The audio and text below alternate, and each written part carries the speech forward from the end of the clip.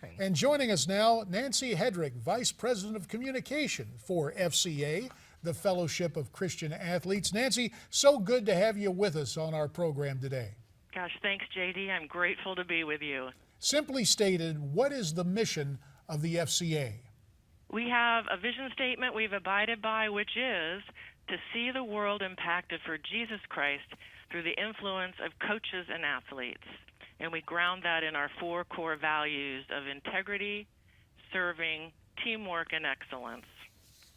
And Nancy, how would you say your organization has impacted the lives of players?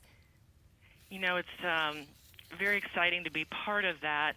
I would say whether it's the professional athlete, the well-known college athlete, including Heisman winner Marcus Mariotti, that we have an article on him, and then just the hard-working middle school and high school student athletes and their coaches, that I think the biggest impact we make is we give them a framework.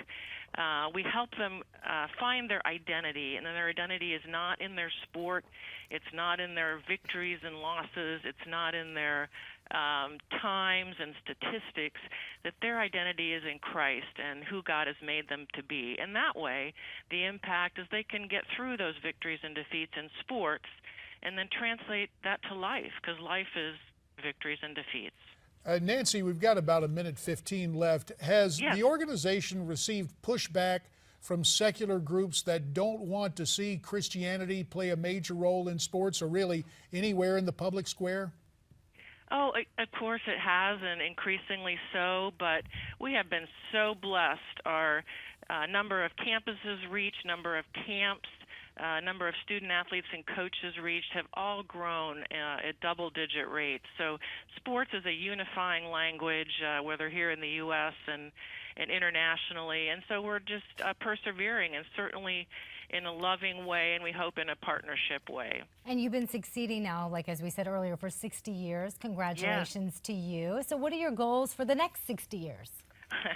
Well, I have to mention our founder, Don McClannon, who is still alive, 90 years old. I hope people go to FCA.org and learn more about that story and how he and Branch Rickey really were responsible for launching this.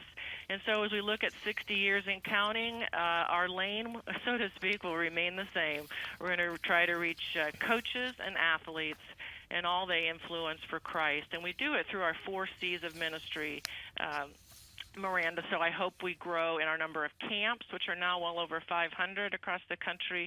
Our number of campuses reached, now over 10,000 coaches reached, and then an area that we'll be putting more intentionality into the next decade and 60 years is the community sports, the club sports, as well as international.